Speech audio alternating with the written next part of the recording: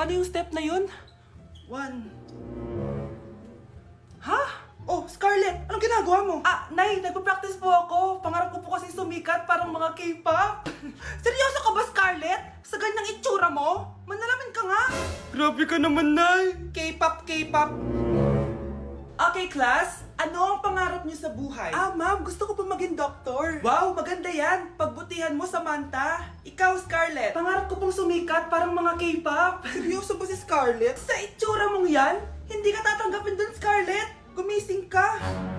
Tandaan niya to. Kakainin niya yung mga sinabi niya sa akin. Matutupad ko lahat ng pangarap ko sa tulong ng vitamin C serum ng Garnier. Gawin mo akong fresh at glowing! #HiyangCheck. Sa wakas, matutupad din pangarap kong glow up. Humanda kayo. Mare, yung anak mo, nagpa-perform sa TV! Talaga ba, Mare? Ako ay torpe pa noon, pero nagbago na ngayon. Now I have the courage. Sikat na yung anak ko! I have you. Ikaw at ako under the sun. I'm glowing now that I found the one. Garnier, ba't ngayon pa lang? Skin ko ay hiyang na hiyang. Ikaw at ako, we're gonna shine. Nothing can stop us, it's our time.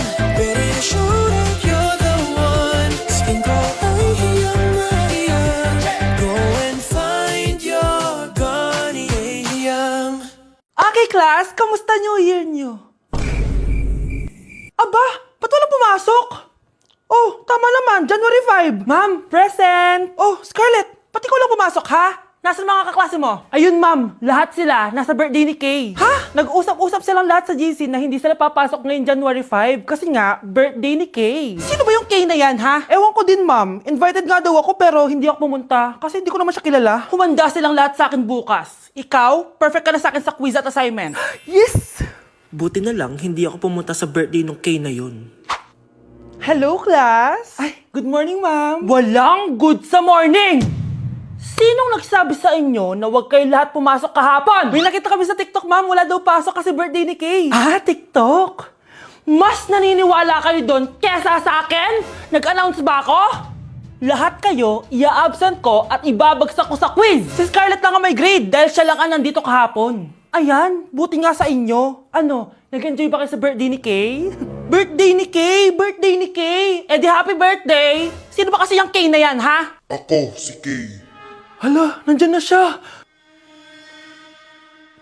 May problema ba kayo sa pagpunta nila sa birthday ko? Dahil hindi kayo pumunta sa birthday ko, mamalasin kayo ngayong 2026. Ha? Sa akin dapat yung 2026 eh! Hindi! Hindi! Hindi! Hi, classmates! Namiss niyo ba ako? Oh, anong meron? Mag-review ka na rin, be. May long quiz daw. Excuse me? Hindi ko kailangan mag-review. Stock knowledge lang. Wow, stock knowledge. Spell mo nga. Watch and learn. Okay, class! Ready na ba kayo sa long quiz? Sana madali lang. Bago tayo magsimula sa exam, isa lang ang rule ko. Bawal mangopya. Are we clear? Opo, Yes ma'am. po. Okay. Okay, let's start. Get one whole sheet of paper. Ma'am, 1 whole po ba? Minus 10 ka na agad. Okay, class. Time's up. Pass your papers. Sana pumasa ako. Nakakalito yung bandang huli. Ano kaya magiging score ko nito? Eh, ikaw, Scarlett. Ako? Feel ko nga bagsak ako eh. Okay, class. Mag-a-announce na ako ng scores, okay? Hello, yun na. Cheska, 12/20. Munti ka lang bumagsak. Miguel, 14/20. Pwede na. At Scarlett, perfect! Wow, paano nagawa ni Scarlett yun? Grabe namang stock knowledge siya. Ma'am, may kodigo siya sa kuko niyo. Oh. Ha? Totoo ba? Scarlett, patingin ang kuko mo. Kaya pala perfect ka? Dapat bagsak na yan eh. Ang daya. Aba, bakit ako babagsak? Eh, ang number 1 rule lang naman ni ma'am ay bawal mangopya. May sinabi ba siyang bawal maglagay ng sagot sa kuko? Meron ba? Ba't parang kasalanan ko? May point si Scarlett. Pointless. Next time, kilalanin yung mga binabangga nyo, ha? Okay, class. Mag-a-announce ako ng scores. Scarlett, 20/20 ka. Yes, perfect. Pero minus 5 ka na kasi ganyan yung tsura mo. Ano? Cheska, 15/20 ka lang. Hala, hindi siya perfect. Pero dahil may face card ka, plus 5 ka sa akin, kaya perfect ka na. Akala ko din ako perfect eh. Face card never decline. Bakit may plus points yung pagiging face card ni Cheska? Tapos ako may minus? Porket ganito yung tsura ko? Pinagpuyatan ko yung exam na yan. Oops, may bitter dito. Hindi mo naman kasi magigets yun kasi wala ka nun. Hi ate, pabili ako ng kwek-kwek. Nakikita mo ba tong pila na to? Pumila ka! Ay, sorry. Sige, pipila ako. Ate, isa nga pong kwek-kwek. O eto be, libre na lang yun para sa'yo. Thank you ate, you're the best. Ano yun? Ako pinapila mo tapos si Cheska di na pumila. Hindi mo ba alam na VIP dito ang may face card? Bakit? Meron ka ba nun? Face card pa lang gusto nyo ha. Bibigyan ko kayo ng face card. Okay class, mag-exam tayo. Cheska, exempted ka na sa exam kasi may face card ka. Good luck guys ha, huwag niyo masyadong galingan. Ma'am, exempted din ba ako? Scarlett? Grabe ang face card. Exempted ka na rin, Scarlett. Thank you, ma'am. Ako lang dapat ang face card dito sa room. Ako ang tunay na face card. Gusto ko lang maging malinaw sa inyo na dito sa klase ko, ako ang nasusunod. Naintindihan? Ma'am, ito po yung assignment ko. Anong klaseng assignment to? Parang ginawa lang ng bata. Mababa lang grades mo dito, ah. Pinaghirapan ko yung assignment na yan. Sino ang pambansang bayani natin? Ma'am, Scarlett.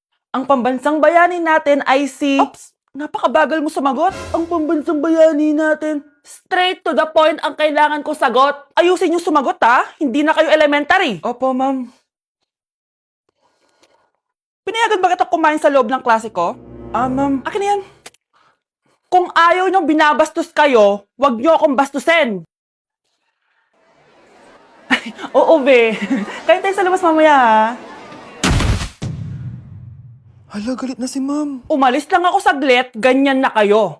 First meeting pa lang natin, pinapakita nyo ng mga ugali nyo. Buti pa yung kabilang section, tahimik lang. Kayo na ata ang worst section na napuntahan ko. Kung kami ang worst section, ikaw ang worst teacher.